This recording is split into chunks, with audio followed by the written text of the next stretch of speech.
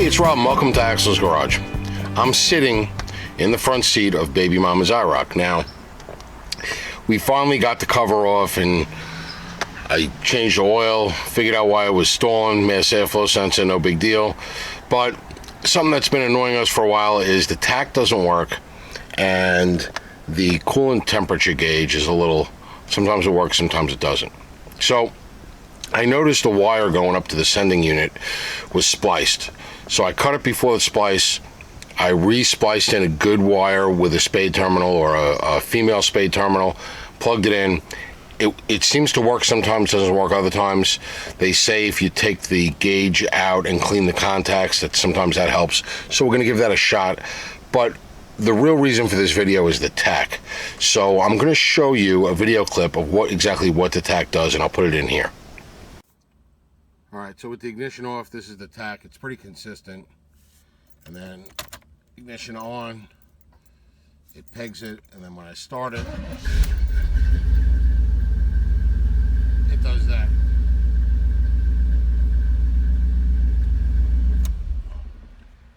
And then when I shut the engine down, it's like that. And again, if I put it to run, all right, so that's the behavior of the Tach. I did find a guy on the forums and asked him about it, and this is going back maybe 2 years ago. It might even be longer than that. And he said to give him a call or something like that. I don't remember. I'm gonna have to look back for the email. But I put that little video clip. I did it with my phone, and that's what I'm gonna send to him so that he could see exactly what it's doing. In the meantime, I need to get the cluster apart so that I can repair the Tach if a repair is warranted, and I could see if I could take these other gauges out, the engine temperature gauge and the fuel gauge. Fuel gauge works sometimes, doesn't work other times. So they say a chronic problem with these is the contacts, and that's what we're going to go and see if that helps at all. So all I did so far was take out the little Torx screws that go around the perimeter of the outer bezel, and once they're all out, it looks like this outer bezel just slides up, out, and out of the way.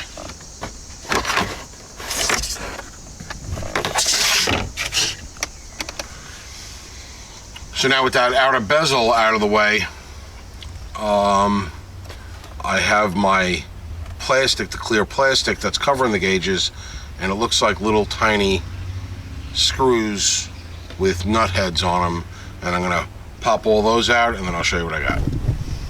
All right, so I got the lens off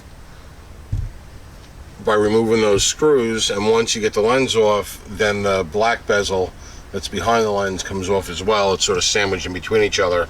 The screws are a 7/32. Could be a metric, but 7/32 fits, and it looks like the gauge screws are also going to be 7/32. So I'm going to be pulling out my engine temperature, my fuel, and my possibly the volt gauge, which is the only one that's working consistently, is the volt gauge. But I figured I'd clean out all those contacts. So I'm going to take those screws out, and then we'll show you what we're up to. All right, so once you got the screws out, all you do is just pull it, and it came straight out. And you'll see, I'll stick it back in. All right, so that's in now. And you pull it straight out, and you can see those fingers back there that connect onto the studs, and that's all the connection. So it's going to be the top stud there. There we go. It's going to be the top stud, and the two side studs are the ones. So what I'm guessing is I'll hit it with a little wire toothbrush on those studs, and I'm going to take those little sort of like fingers, I'm going to call them, and I'm going to squeeze them together a little bit just to make the connection a little stronger.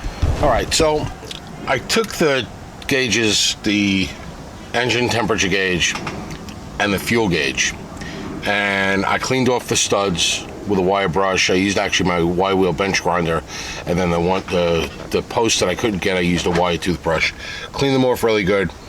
The fuel gauge seems to be responding really well, so if I move it to empty or move it to full and put it in, turn the ignition on, now it seems to consistently go back to the same spot, which it didn't previously. Start the car, it goes back to the same spot.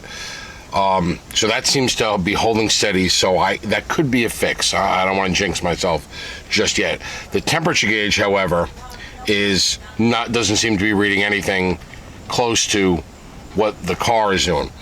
So then I took the temperature gauge, and there's a little spot. Let me show you. Pull it out. Okay, so on the temperature gauge, you can see there's a little spot where you can see the windings and stuff in there. As a last ditch effort, I used some aerosol contact cleaner and I sprayed it out, let it dry out real good, plugged it back in, same thing, still had a problem. So what I did was I took my multimeter, I'll show you here, and I'm going to use some pliers as pointers. These are the 3 prongs for the coolant temperature sensor. I got the ignition off right now. This one on the lower right is 12 volt ignition, and then these 2 are the prongs where you see the resistance coming through. I guess one might be a ground, but what I did was I had the meter on ohms and connected one lead here and one lead to the top, so one to the lower left, one to the top center, and I got an ohm resistance reading that corresponded to a chart I found online, and I'll put a picture of that chart in here.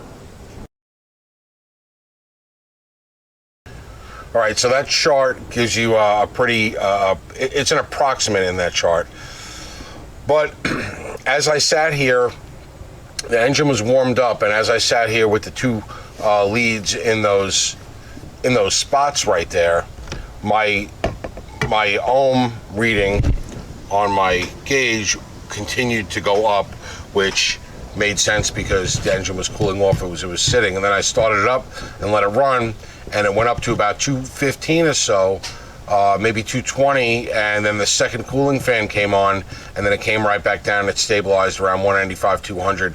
It is a very hot day here, so it was around about 200 degrees or so, and the ohm reading that I was getting was pretty close to the chart where it should be. So I think the circuit, the integrity of this circuit is good. I got power, and those other 2 are showing me ohms, so one of them is probably a ground, one of them is the resistance. I don't know how it works, but because I'm getting that ohm reading going across those 2 terminals, I think the circuit's good, and I'm going to say the gauge is bad. So we're going to try a gauge. In the meantime, I'm also going to get some light bulbs. I'll get some LEDs for the dash here. They seem to half of them were out. So I'm going to order some LEDs. I am going to see if I can locate a new or used temperature gauge. I'm gonna gamble on the fuel gauge for now, and I am gonna contact the Tach guy, and we'll continue this video. So that's it for today. I think in part 2 we'll hopefully have our Tach fix on our Tach. We'll hopefully have a gauge. Maybe I could find one, a new coolant temperature gauge, and I think hopefully it's the gauge that's bad. I know I'm taking a little bit of a gamble, and then we'll get some bulbs in here as well, and we'll continue that on part 2. If you've had difficulties with these Camaros, I don't know if the Firebirds have the same kind of dash layout, but let me know in the comments below what you've run into, and as always, thanks for watching. We'll see you in part 2.